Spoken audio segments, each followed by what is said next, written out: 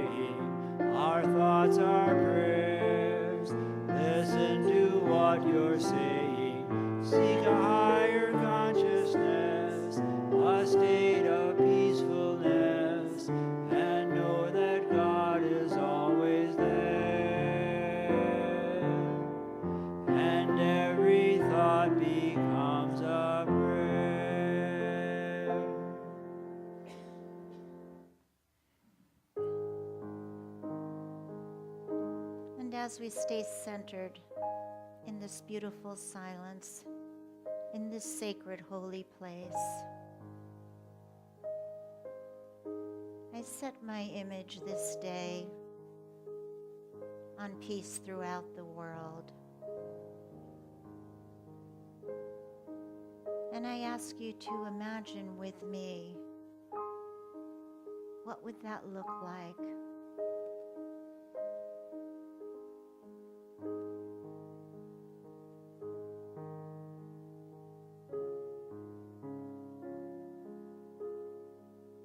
Then I think about the peace within myself, and what does that look like?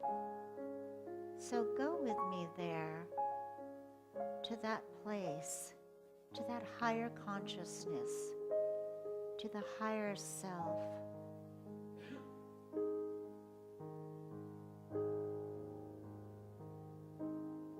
And feel the presence of Spirit as it moves within your heart and soul, and know that this is the essence of who you are.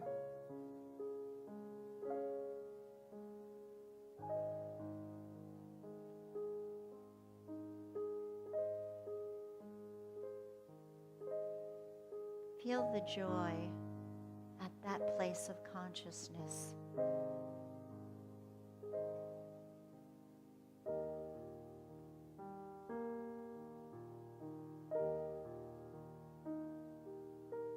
And know, as I know, that surely the presence is in this place.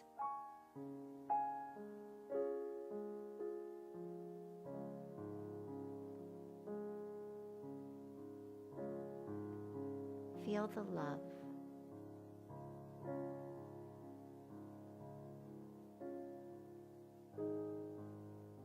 Feel the peace.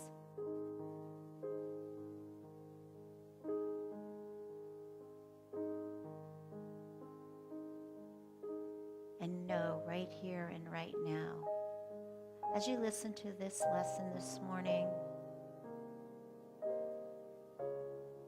Open your God heart. Open your God ears. And with me now, open your beautiful God's eyes.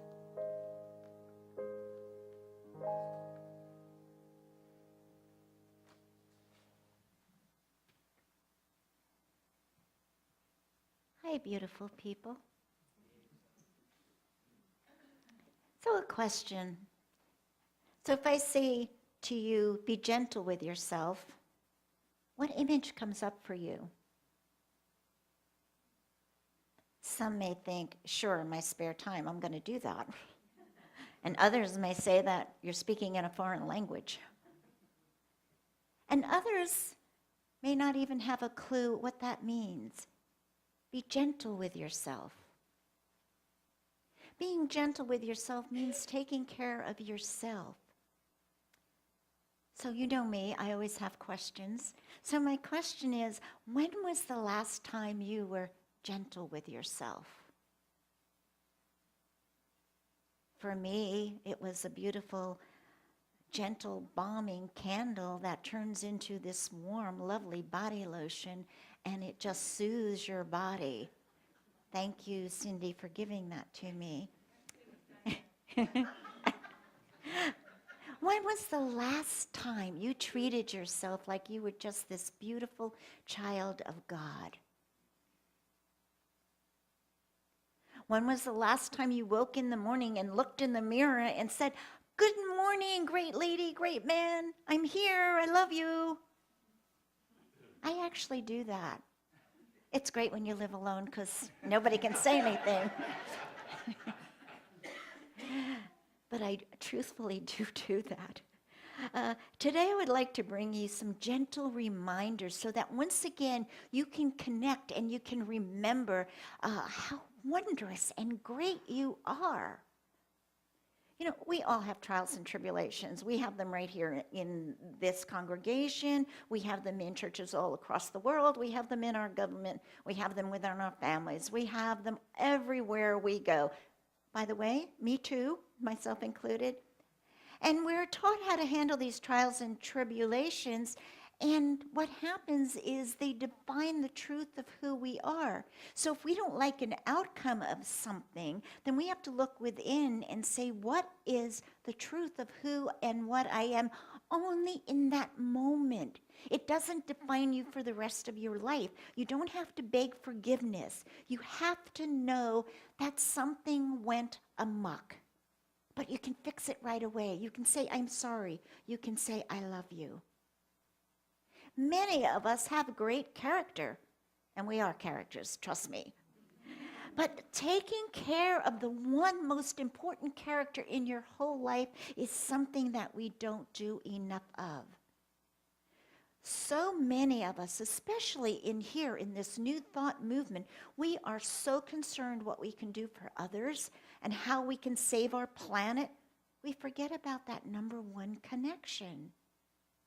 And that number one connection is with our higher self, with that which was inside of us, our hearts and our souls. So before we can look into other people's gardens and exclaim their beauty, we have to tend to the inner gardens in our hearts and souls. And we do have a beautiful garden that's within us. We have to see our inner beauty, have radiant joy in our hearts before it can be seen or given away to the others. One thing that I noticed yesterday, while I'm sure many of you watched the wonderful marriage of Prince Harry and Meghan, was the inner beauty from both of them that shined so radiant. I wasn't at that wedding, but I was. And my heart was every time they looked at each other. That's inner beauty. That's what we were seeing. We were not seeing the dress or the face or the makeup or the veil. We were seeing an inner beauty. And we all have that. Many people have gotten so locked in their own story, their own tale of woe, that they've forgotten who they are. And I'm sure that we all know people like that. Friends, family, they keep it going and going, co-workers. It happens, but it doesn't have to. It doesn't have to. today I ask you, if you take nothing from this message, if you take nothing else with you, know this with me. You are so much more than your story. And I'd like to share with you a very, very funny story. And let's hope, like our good friend Cheryl, that I brought it with me.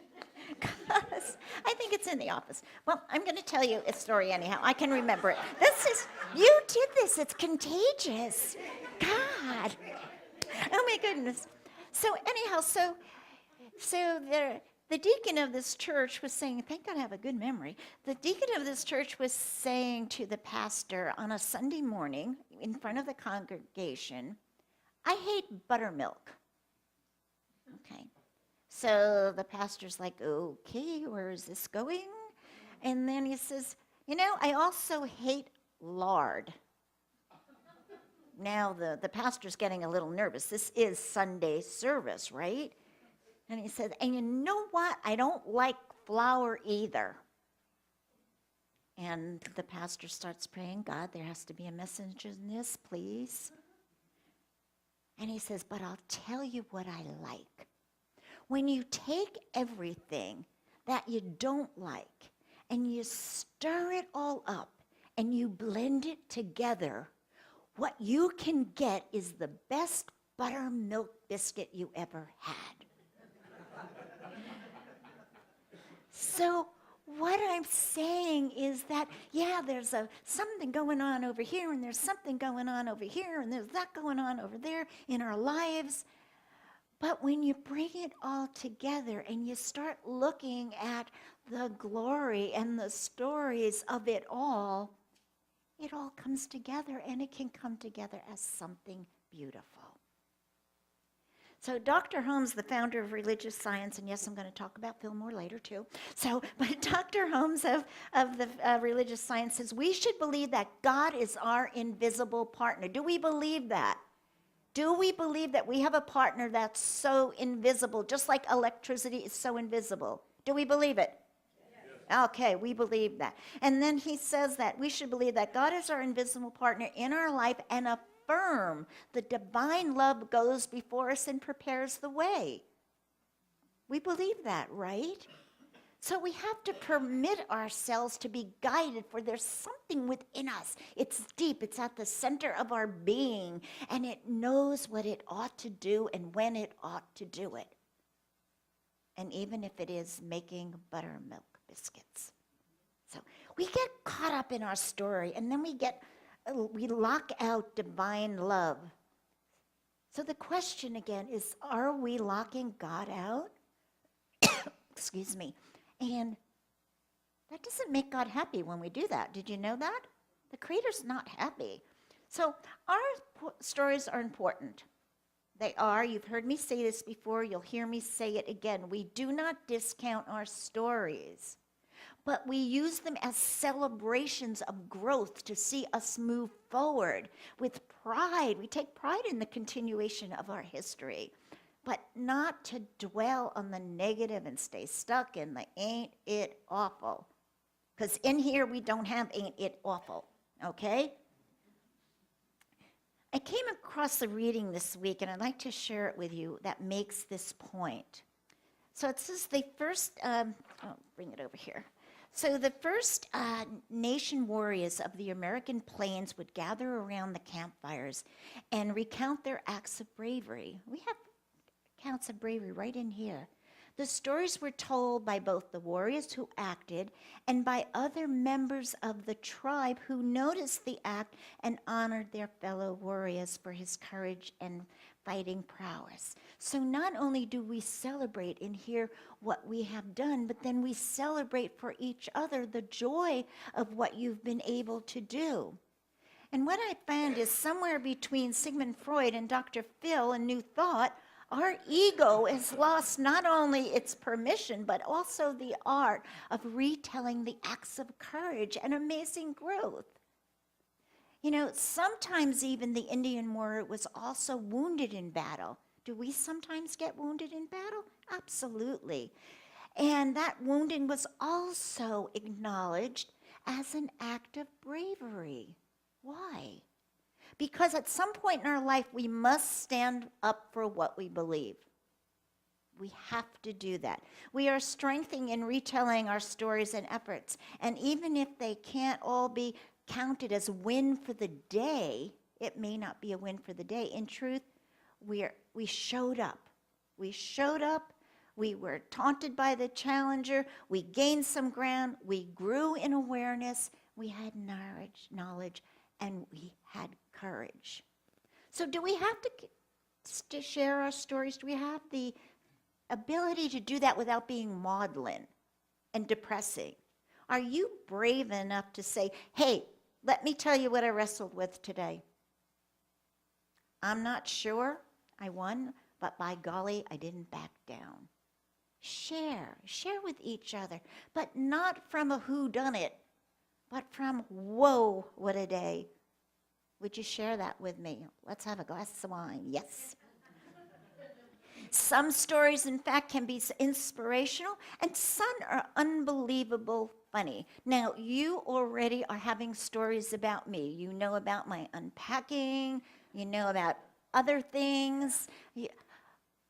But I'll tell you an even funnier story, because we're going to begin to develop funny stories in here. Monica, can I tell the wine story? Okay. So the wine story is very interesting. So Monica comes over to visit because she has an hour and a half before she has a meeting downtown. And I said, well, just come over by me and we'll have a glass of wine.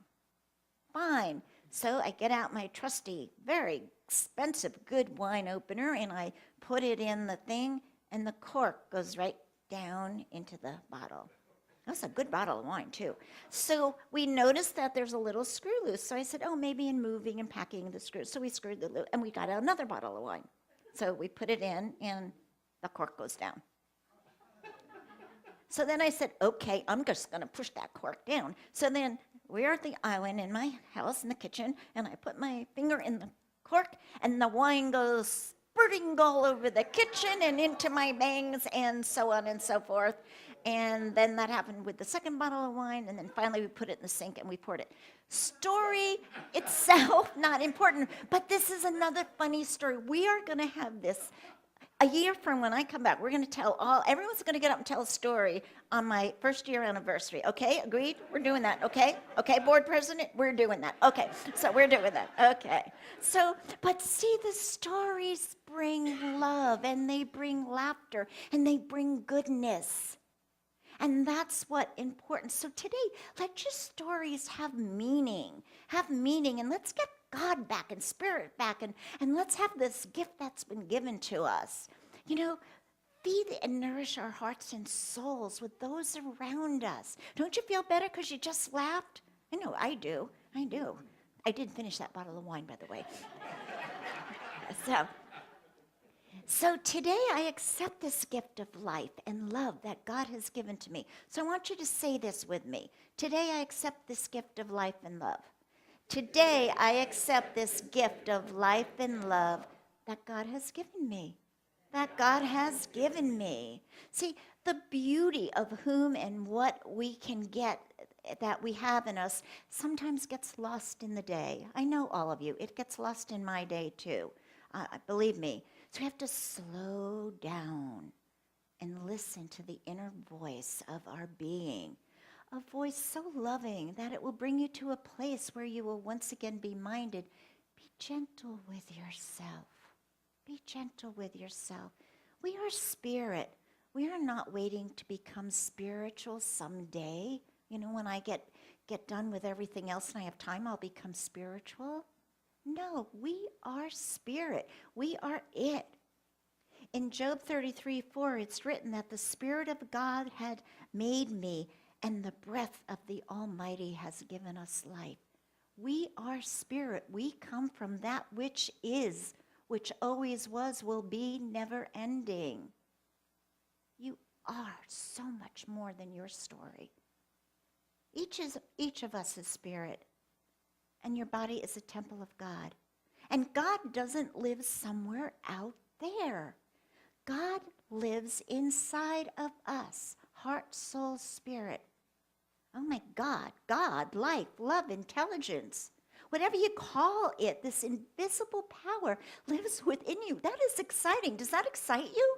That truly excites me because it tells me that each day I can be better and better and better than I was the day before, only because I have this beautiful, loving gift inside of me. And when I choose to embrace it and open up and allow the beauty of who and what I am and the beauty of who and what you are, then that gift bubbles up and you walk around singing. It's a great day for singing a song, and I'm not going to go any further. So anyhow, so you feed and you clothe God. How are you treating God? How are you treating your higher self? Are you caring for this temple that's called God? So as I wrote this, I had to stand back and say, how am I treating this temple of God? Some days really great, and other days not so great. And I, like you, need to keep raising consciousness and stay in prayer and meditation. When I don't do that, my whole energy goes down, my whole being goes down, and my humanness comes glaring out. I like my higher self a little bit better than that. So these are questions then that require each of us to look deeply within, each one of us. So we don't always recognize the greatest truth about ourselves. Would you agree with me? Yeah, we don't always, right? We don't always consciously invite communication or commune with spirit. Is that true? Sometimes we forget. I know I do. And we don't always open the doorway to our mind to allow the truth to be heard. We have to guard these temple gates. We have to guard what we allow in so that what we send out is pure and holy. And here's what you need to know. That there's an invisible guest within each one of us and that we're constantly being guided by it. Our thoughts are being directed. Our thoughts are prayers. Think about what you're saying. And our actions are in harmony with peace and grace and love and all of the 7 attributes of the Christ consciousness. This all sounds great, right? Yeah?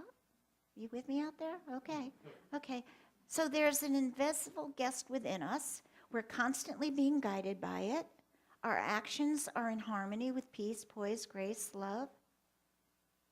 So then why do we sometimes not feel this love? Why do we not hear the loving voice of God at all times? Because we're not gentle enough with ourselves. That's all. We don't love ourselves enough to remember the truth. Can you believe right here and right now that Spirit can breathe a new life into your dreams right here and right now? The dreams that you've let go of and pushed aside because you were too locked into yesterday? Can you believe in this very moment that Spirit can breathe new life and fill your dreams and give you a second chance and a third chance if you need it? Do you believe it? Charles Fillmore, our great teacher, said this: when men think a great deal about spiritual things, and especially God as an indwelling spiritual presence, both mind and body are thrilled with joy, a feeling of satisfaction and a tendency to break out in song of gladness. Yesterday I was singing Rocky Mountain High.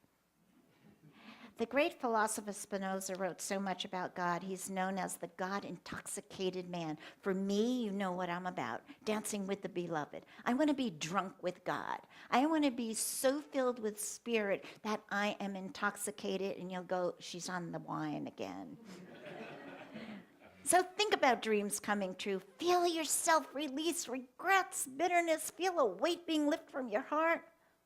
Can you see beyond what you see there? Fix your mind on me. Give me your whole heart, it says in the Bhagavad Gita. And when you give your whole heart to living in the presence and in the present moment, you can't help but being all that you are. New beginnings are a reason to celebrate life, the fullness of a new start, a time to rejoice. Let go. With me, together, let's support each other in letting go of the past. Let go of yesterday and always remember tomorrow will mirror how you live today. What you do today will be reflected in tomorrow. My friends, all of my new friends, God, I love you guys. You're so much more than your story. You're a treasure, and you open up a little more each day, and with you, I open up a little more a day. You are the God droplets of water in the ocean, and you're the flowers on every single stem that God has created. You're beautiful. You're the child of God. You're the sons and daughters of the planet. You were put here to give and receive love. To love is to know God, and to know God is to love. And I love you, and thank you.